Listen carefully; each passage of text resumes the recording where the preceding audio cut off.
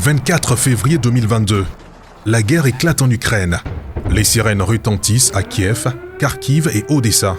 Au cœur de cette tourmente, des dizaines de milliers d'Africains. Parmi eux, des centaines d'Ivoiriens arrachés brutalement à leurs rêves. Face à l'avancée des troupes russes, une seule option, fuir.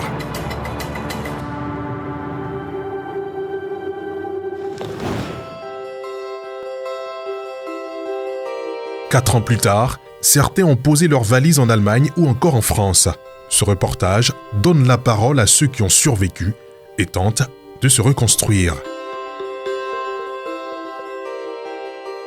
Hambourg, l'un des 16 landes de l'Allemagne. Dans la ville portuaire, certains Ivoiriens ont trouvé refuge.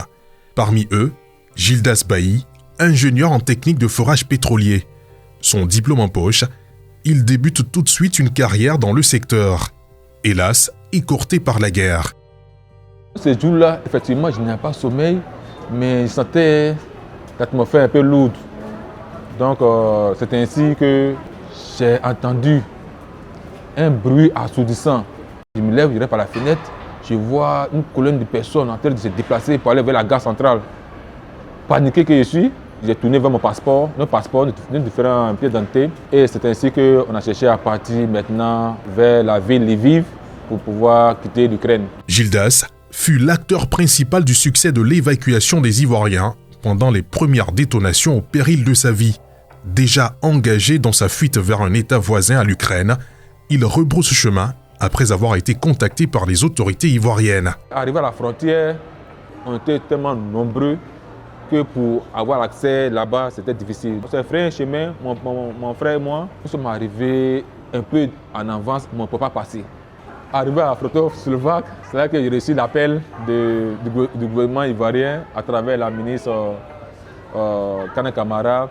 Et mon petit frère qui a dit, mon club m'a envoyé un billet spécial pour toi et moi. Donc on doit partir. Mais la nuit, et les appels incessants de l'ambassadeur Mangou m'ont fait réfléchir. J'ai dit, bon, ce qu'on va faire, tu vas partir seul. Il ne voulait pas, on a insisté, on s'est même chamaillé un peu.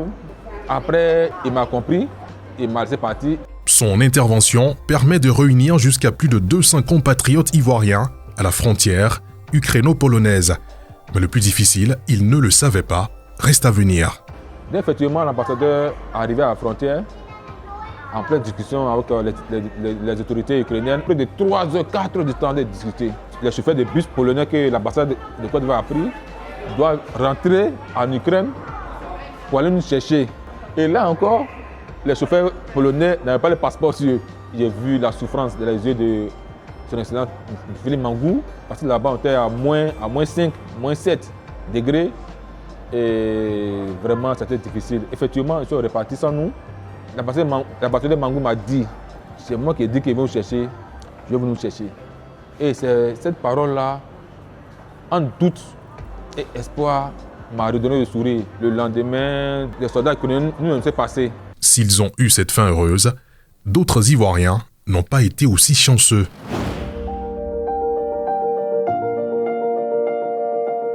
Au Hauptbahnhof de Hambourg, la gare centrale de la ville, nous avons rendez-vous avec une jeune dame.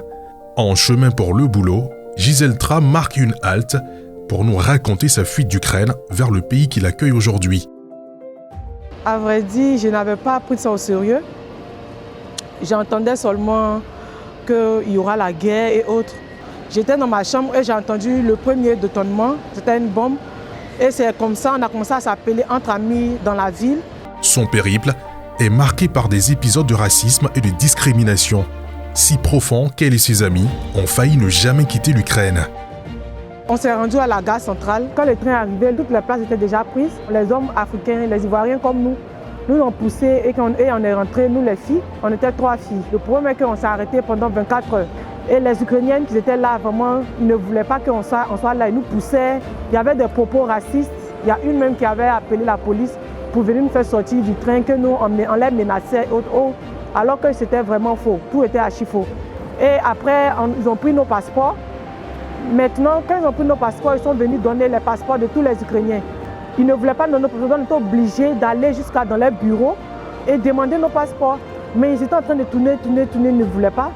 Maintenant, je ne sais pas, après on a lui parler, on a demandé pardon, je ne sais pas. Et le monsieur, peut-être, il a eu pitié de nous, je ne sais pas, il allait demander à leur patron. Maintenant, ils nous ont donné nos passeports. Dès qu'on est monté du train, en même temps, c'est fermé. Elles réussissent finalement à poursuivre leur aventure jusqu'à la capitale allemande. Déboussolées à leur arrivée, elles finissent par recevoir un appel qui viendra dissiper leurs inquiétudes.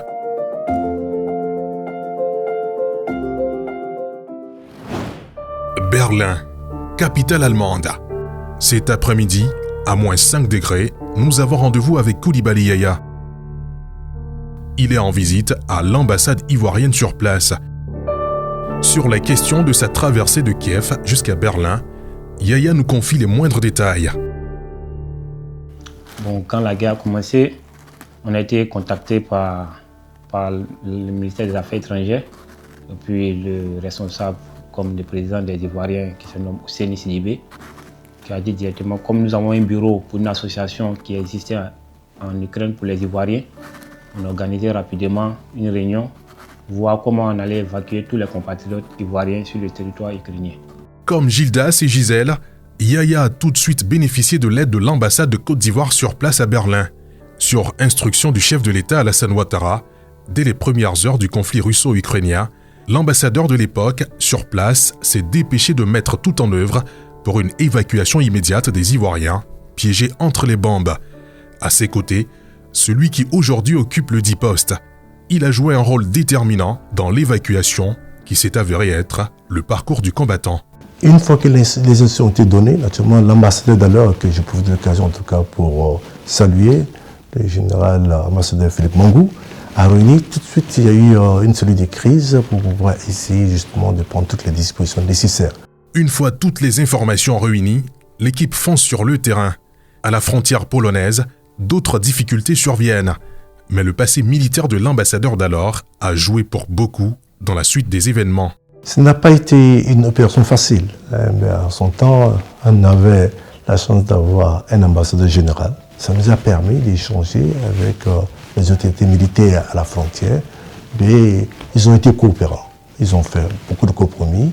Et de passage, je vous dis qu'on était la seule mission diplomatique au monde qui ait vraiment osé en ce moment donné. Après négociations et discussions, voilà comment on a eu accès à la zone tampon entre la Pologne et l'Ukraine. Donc là encore, il fallait mener encore une longue négociation parce qu'ils ne comprenaient pas l'action qu'on menait. On a insisté, qu'on a reçu des instructions de nos autorités, du président de la République, à qui j'adresse une vive salutation et un remerciement pour les moyens qu'il a déployés pour nous faciliter cette mission qui n'était pas du tout évidente. Après d'âpres négociations, le convoi ivoirien réussit à quitter la Pologne pour rejoindre la Deutschland. Une fois sur le territoire, les désormais réfugiés sont totalement pris en charge par l'État ivoirien. Quelques jours plus tard, nous retrouvons en France, à Orléans, Arsène Gondo.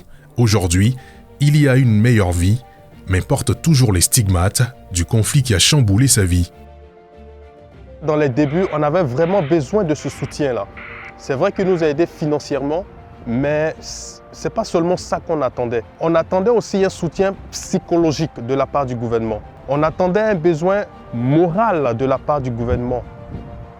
On attendait à ce que le gouvernement soit vraiment à nos côtés pour que nous, en tant qu'enfants de la nation, sachions qu'on a des parents, c'est-à-dire l'État, qui est vraiment là à notre disposition, qui est prêt pour nous soutenir.